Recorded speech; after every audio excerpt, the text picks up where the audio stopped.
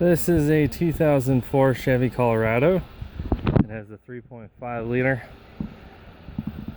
5-cylinder straight engine.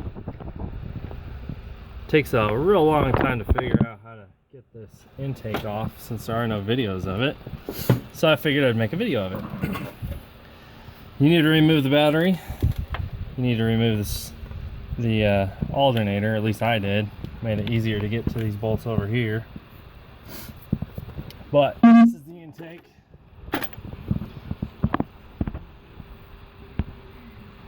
You've got 1, 2, 3, 4, 1 in the middle, 5, 6, 2 bolts there, 7, 1 bolt there, 2 bolts there. Those were the 2 hard ones to find, and there's 1 more at the top there.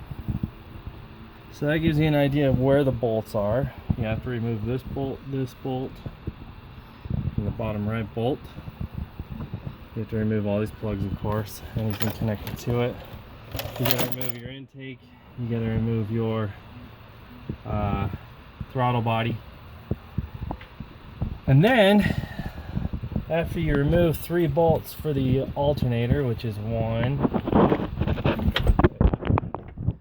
2, you can see, and then there's 1 underneath it.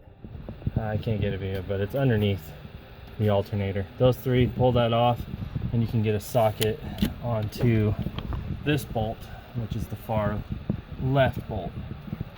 In order to get to most of the bolts, it's actually a whole lot easier if you pull off the wheel.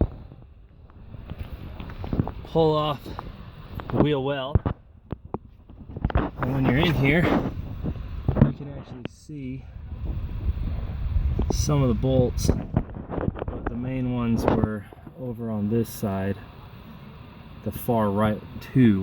There's 2 on the far right. I can't see it. Anyways, it's behind somewhere back there. Hard to, it's behind these. This right here, this electrical line. So when you move that, you can get to the far bottom right, which are the hardest ones to get to. Once you get those 2 done, then you can pull off the intake, and then you've got the fuel rail, and you can get to the injectors. So once you're done with that, you can finish it all up. And there you go.